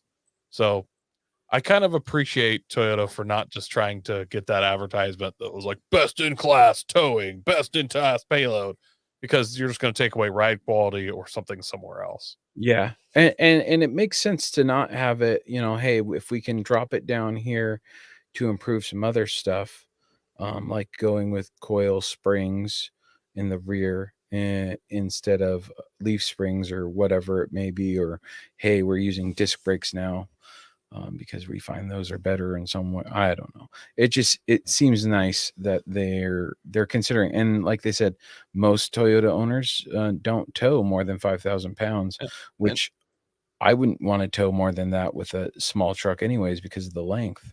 Another thing, like what they said, they didn't try and beat everybody at everything. They really focused on the smaller details. Like I said, there's nothing so new. There's nothing groundbreaking about these. You're not like, oh wow, nobody else has this. Like everything we've talked about so far, you can get in another truck basically. But they just hit a lot of really nice details that kind of actually excites me a little bit. The SR5 extended cab and the TRD pre-runner have leaf springs, while the rest of their lineup are going to have coil springs. So, I mean, that's kind of cool. It's hopefully be a lot better articulation. We'll see how it all pans out, but leafs generally will give you a better payload. Coils give you, better ride quality and or articulation. Yep. No front locker available like Chevy did. Toyota says they've chose to focus on better articulation with front anti-sway bar disconnects that give you 10% better articulation up front. Because no front sway bars are awesome. So being able to disconnect them but still have them is kind of nice. 15% better rear articulation. And also multi-terrain select can act as a pseudo locker. They also think that the locker can bind up too much stuff in the front end, i.e. mechanical sympathy. Aaron wrote down that he thought it won't create a front end strong enough. They can't create a front end strong enough to handle a front locker. Yeah, I wonder about that because other people do it. Ford and Chevy get away with putting front lockers in, and I haven't heard anybody say, man, I keep blowing up my front diff because of that locker. I've heard aftermarket people do it. You put a diff in and you put a locker in your diff and you can blow a diff up. But I've not heard any of these other OEs that they come from the manufacturer with them. So I don't know about the strength thing. Like these IFS systems seem like they just keep getting stronger. And while I certainly wish they would have, and when I was listening to one of the things I was listening to kind of get all my information, they had a Toyota representative and he made a solid point. He said, anybody can throw a locker in. There's going to be plenty of lockers available. But throwing sway bar disconnects and all the other technology that they put in, you can't just throw in afterwards. So they said they decided to focus on what they could do that someone else can't, which sounds totally true, but it also sounds a little cop-out-ish. So I do kind of see what he's saying. So maybe it comes in later on down the road. I mean, this is the first year of it, and what the Toyota generally does about 10 years per generation. Yeah, and there's nothing saying that in 5 years after or 4 years, 2 years that they do end up doing a model of the front locker. I mean, they could want to roll this out a little slower. So who knows? Yeah, that's a good new technology wanting to ensure that it rolls out good and solid and not having problems. I mean, everybody's excited about the new Tacoma now, but if in 2 years the new Trail Hunter and TRD Pro get a front locker, that's a whole nother storm of good marketing. So, yep. Oh, I need to sell an upgrade. The last thing here to go over in the chassis category is that the limited model has 4x four-wheel drive with a center locking differential if you have the iForce Max engine. So I thought that was interesting. That was the only models that you could get the full-time four-wheel drive in, which kind of makes sense. It seems like the Limited is the soccer mom version, and I'm not trying to badmouth it, but that would be kind of the people they would cater to, the city people who iForce Max is the hybrid. Yeah, and So- and if you look Yeah, at but like Forerunners, you get the iForce Max though with the TRD Pro and the Trail Hunter too. So it's not just the engine based. It has to do with the Limited model itself. So Yeah. the Limited is kind of like luxury, and that's what the people want Forerunners, to. Yeah, the plush run around town vehicle. So And you're if going to you- be able to get the hybrid drivetrain in the Pro and the Overland Trail Hunter thing. so Yeah. the Limiteds, just to clear up some stuff with it. So like if you buy a Forerunner in a limited version, like it's got different body cladding, it's got a different front bumper and grille. It's not designed to be off-road. Like Yeah.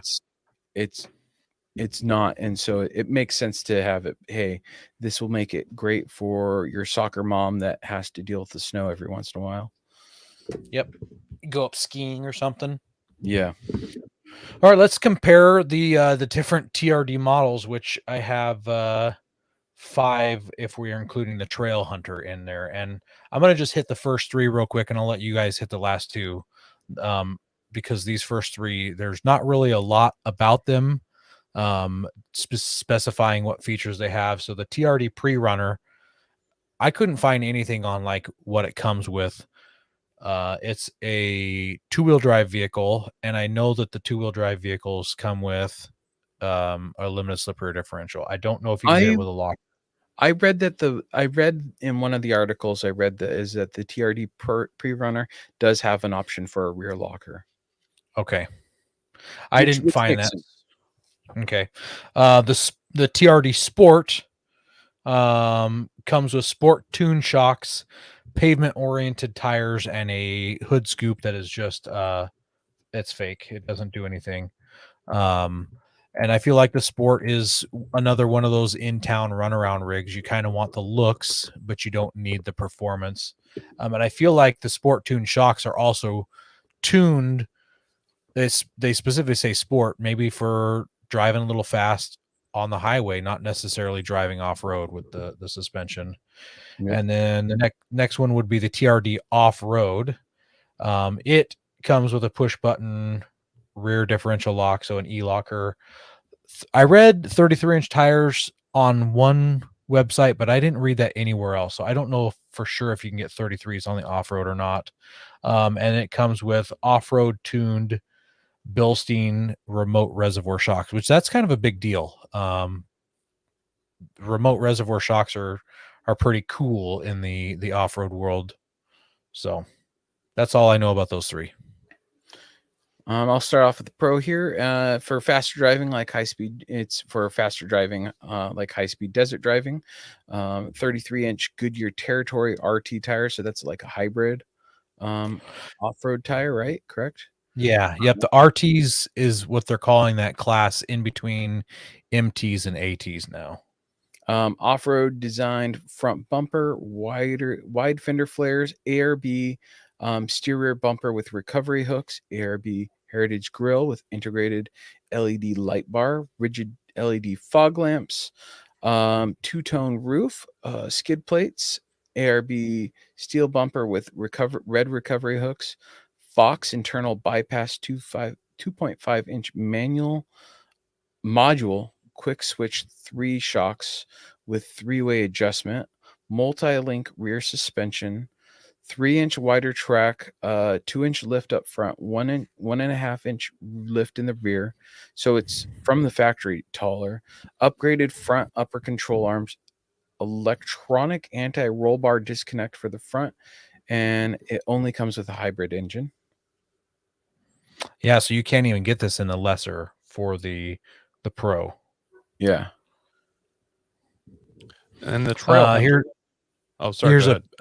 there's just a picture. This is the only picture I think I have of the TRD Pro up on the screen. You can see that heritage grille with the integrated light bar and stuff like that.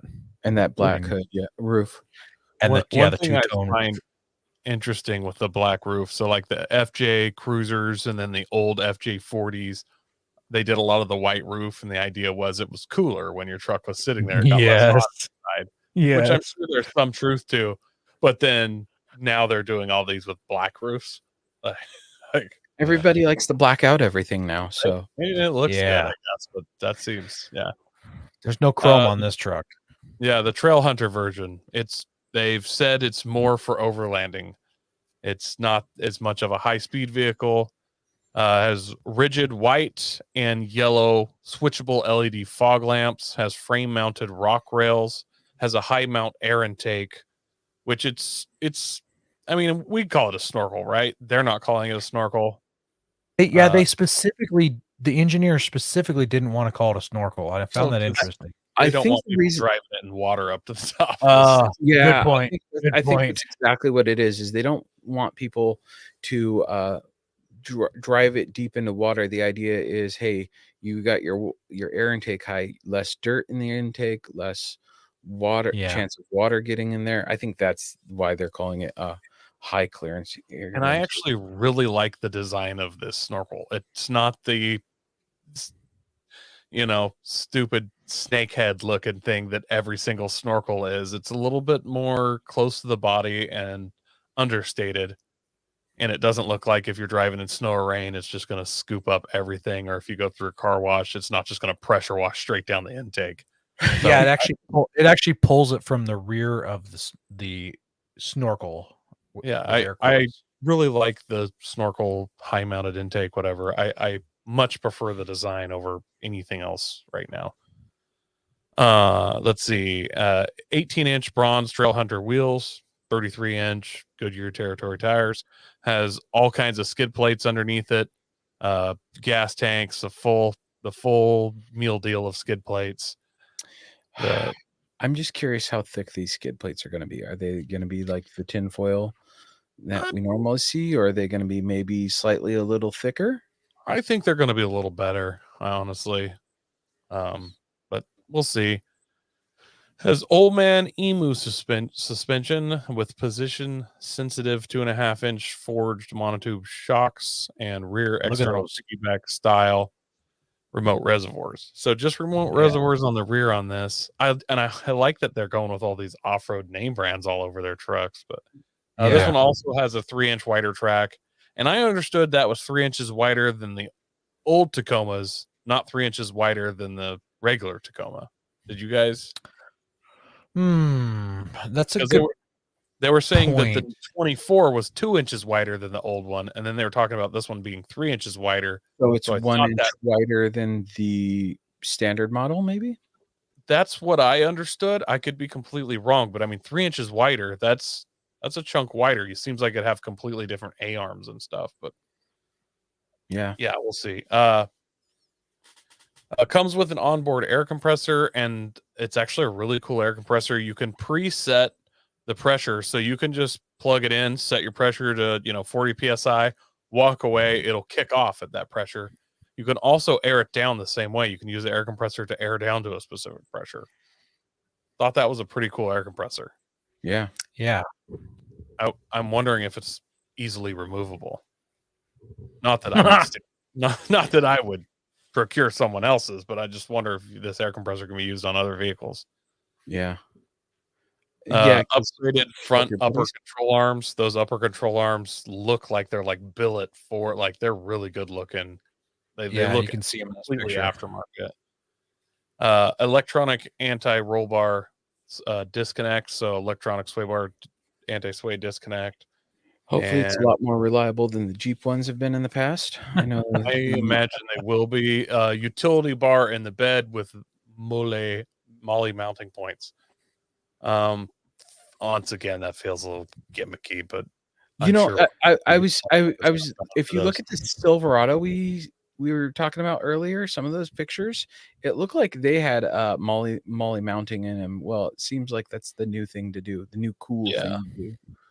And also they kind of have that like truck fastback look going on those. You can remove those side panels and then get a full bedside rack that integrates right into that. So nice. you can put all your roto packs and max tracks and all that For whole yeah, your roof, for like a all rooftop you tent rack and all that will integrate into one of these. You can unbolt the back half of it, and then that front part just becomes the front piece for your tube frame, rooftop tent, accessory rack. All right. Well, let's we had some listeners asking about this, so let's talk about the drivetrain some. So I don't know if all of them come with the 9.5-inch rear end, but the rear end is bigger. And Toyota chose to go with the 8-speed automatic over the Tundra, which it shares the same chassis with, over the Tundra's 10-speed because of the size of it, the extra weight, and the fact that it would hang down lower, which means you've got more stuff hanging down on your truck to hang up on stuff. So I'm glad that they thought about those things rather than just saying everybody's doing a 10-speed, so are we. Bam, here's the one from the Tundra. Yep. Trucks come with the Toyota's IMT2, which gives you an auto rev match on downshift and anti-stall, which is really nice. I'm sorry, it's that's the 6-speed manual transmission. So it has like the anti-stall button. So if you're not very comfortable with a clutch, you can push a little button. I believe it's on like a hill, and it'll kind of give you like a hill assist, so you don't stall out on the hill. The turbo, and I guess go ahead, Aaron. I was gonna say, I guess I'm trying to find an interior picture of there's a stick shift picture. I guess also that if you're off-roading, you can start it without having to depress the clutch as well. There's some sort of mode for like if you're off-road and you have to have your foot on the brake and the gas at the same time, you can start it without the clutch being depressed. So don't know exactly how that works. Yeah. Raggle Fraggle asks if it's a manual 8-speed. No, it is a 6-speed manual. The turbo is a twin scroll for faster spool up and more top end. And it comes with 4 engine choices, all of which are 4-cylinder, 2.4 turbo, 228 horsepower, 243 torque for the base SR model. Then the 2.4 for the 200 with 270 horsepower and 310 foot-pounds of torque that comes with the 6-speed manual. And then a 2.4, 278 horsepower with 317 foot-pounds of torque, or the iForce Max Hybrid 2.4, which comes out with 326 horsepower and 465 foot-pounds of torque. That uses what they've used in the past. It's an electric engine that gets sandwiched between the engine, or I should say an electric motor that gets sandwiched between the engine and the transmission. Kind of takes the place of a torque converter, and that comes standard with the TRD Pro and Trail Hunter.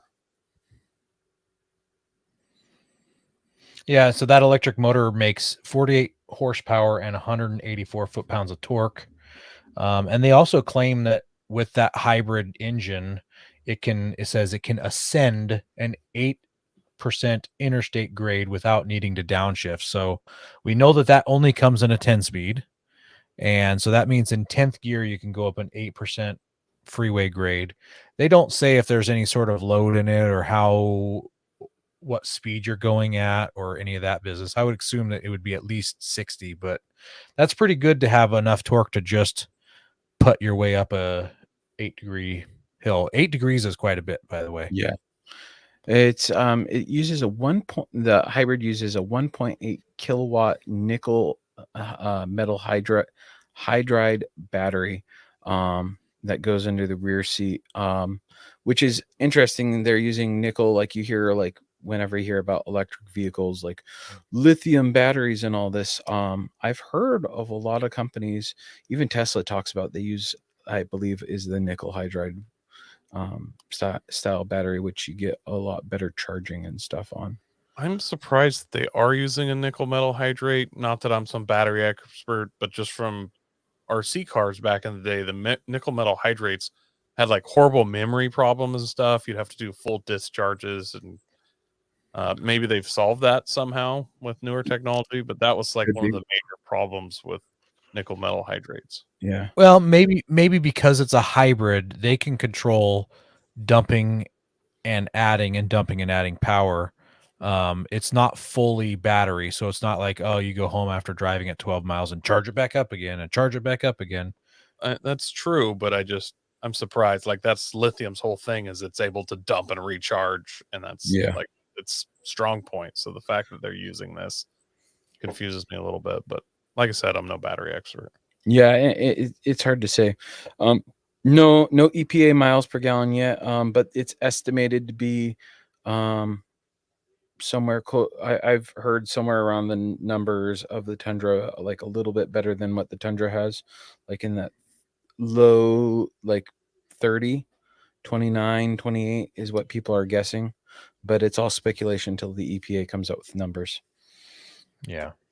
And then all two-wheel drives come with a limited slip rear end, and I believe the locker was optional on the TRD pre-runner. All right, we're getting near the end here, guys. I know we're running long on this episode, but there's so much to talk about.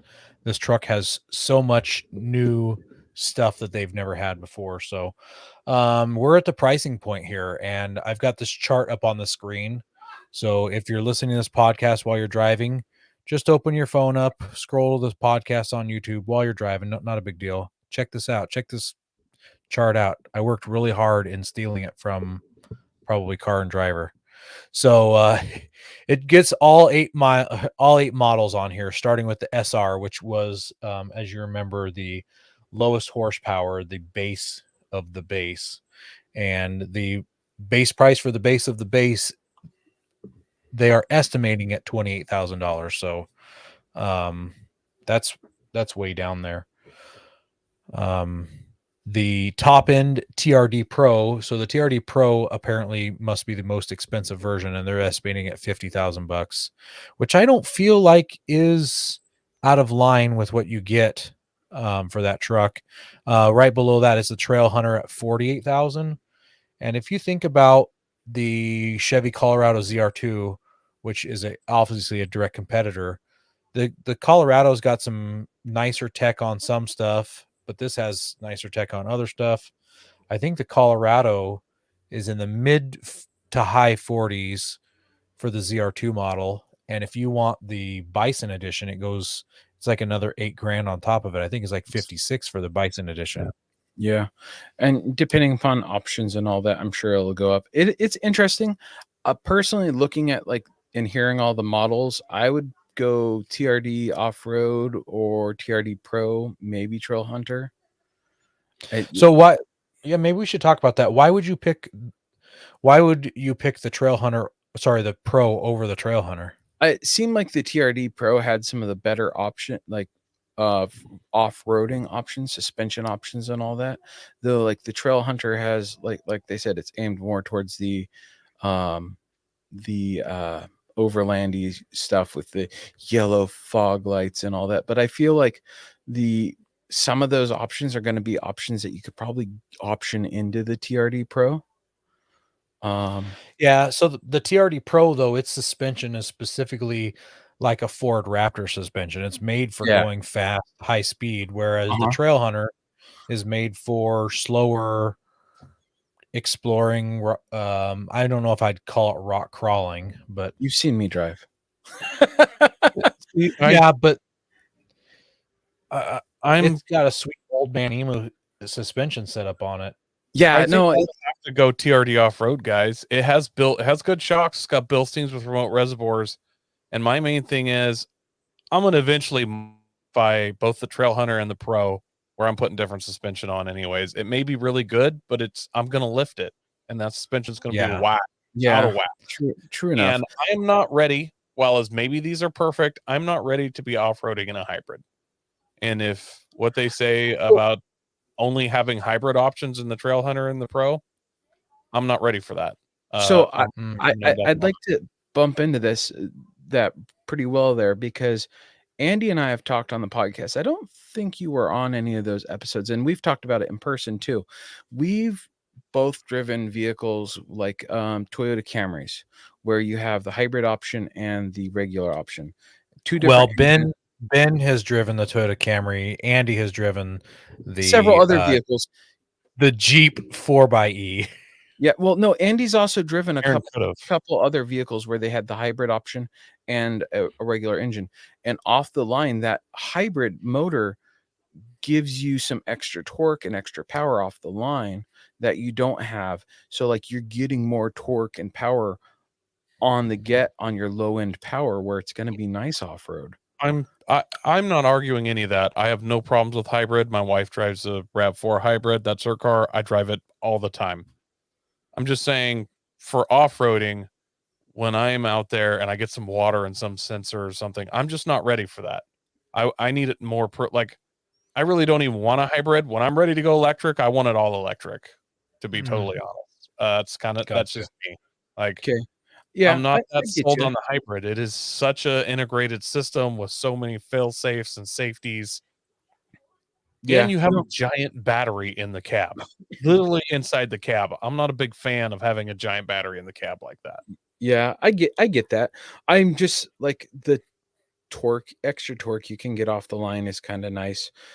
It's cool to see that they're going with the 4 cylinders and like dropping down from the V6, going with the 4 cylinders and using those turbos to get the torque numbers up, which is kind of cool.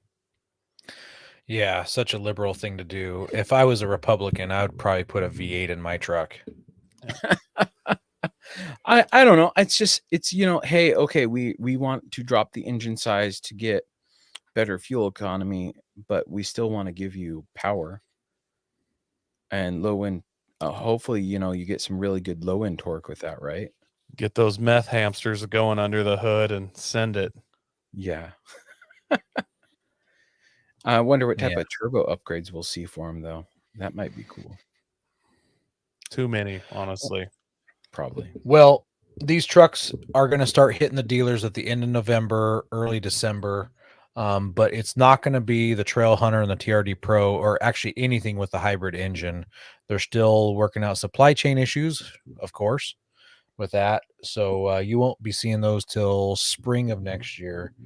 And I thought this part was interesting. Toyota makes these Tacomas at 2 different manufacturing plants. Both of them are in Mexico. I don't know how I feel about that quality. I guess they must just have to watch it and they make sure it's good enough, and I just like they've got I a don't- reputation. every time I've seen stuff go to Mexico, like Optima batteries, right? They were amazing back in the day. They go down to Mexico and now they're trash. I don't. Yeah, I'm going to know. assume these plants are probably 50% automated anyways. Yeah, This true is enough. a modern brand new plant. The amount of robotic automation would probably surprise all of us. Yeah. But you know what I'd like to see? You know how if you're used to be able, you ordered a new Corvette, you could go to Detroit and pick it up. What if you order a new TRD Pro? I could go down to Baja, Mexico, and pick it up That'd be fun. from the factory. How awesome would that be? Fly in, pick up my TRD Pro, and drive the Mexican peninsula back to Cali, and then try and not stay there too long with all the liberals, but get back to Oregon with all the liberals. Yeah. I like Eric's comment here. Tacos from Mexico. Literal tacos. Hello. See what he did there. Yeah, I see it. Yeah, I don't know. It's going to be cool. It's interesting. I like to see, their nice upgrades on the inside of them. And it sounded like, hey, we took what everyone complained about in lots of different areas and tried to improve on it, like I towing. really like that instead of trying to do something new, they just really focused and got a lot of well-defined small things. What do you think, Aaron? You got anything left to say about the 2024 Tacoma? I don't. I have written Tacomas off prior to this. The 3rd gen did nothing to me. The 2nd gen was great. The 3rd gen didn't improve on enough. And with what people have been coming out with, mainly the Chevy Colorado ZR2 and the Bison edition of that AEV is putting together, Toyota really needed to step up their game, and it looks like they did. I'm surprised that they made so many models. I have a feeling in a couple years, a couple of those will disappear. I can't imagine that they can keep doing that. But I can't imagine like the base model selling that well, or really the SR5. I see the TRD Sport kind of becoming like the base model of it, just of what people are going to want. More than anything here in Washington, with the amount of people that want the 4x4 and all that. Well, Toyota sells their models pretty regionally, so Yeah, in the Northwest, you're probably not going to get some of these models. You getting a pre-run will probably be pretty difficult. Whereas in the Southwest, you're probably going to be able to get pre-runners all day. yeah. So, well, guys, I think we've beat this taco into submission. yes. In preparation for this, I did eat Taco Bell for lunch today. So You better get going. It's a small room. I'm on borrowed time, bro. I'm on borrowed time. Well, next week we're going to be talking about towing or driving to the trail, and we got a special guest, Dirt Lifestyle, coming on for that. Yeah, we've got Nate coming on. And thanks to everyone who listens to us weekly and also those who watch us live on YouTube. It was great having you guys in the comments tonight. We always appreciate interacting with you guys. It really makes us feel like someone is out there listening to us. Share us with our friends. Get them to join us next week live. It's always fun. Or if not, share the show with them. Let them hear us. Don't forget to go out and try those iTunes reviews. Help us grow, get some more exposure, and God bless America. And you guys have a beautiful, beautiful week. Don't forget to visit Patriot Patch and join the Patch of the Month Club. Check out our Gaia affiliate link for up to 40% off. Also, don't forget to head over to Warren Medical Gear Outfitters and Colby Valve to see all their great gear. We're a proud part of the Firearms Radio Network. Got a comment or question? Send it to us through our webpage at firearmsradio.net or through our social media channels by searching for Off-Road Podcast. Also, you can listen to us live at overlandradio.com Mondays at 7 p.m. Pacific. When off-road, please remember to have fun, tread lightly, be safe, and courteous. Thanks for listening. I would say that I was going to go out and order one of these as soon as it's an option, but we all know I'm too poor for that, right? Well, we know you're half tempted. Half tempted.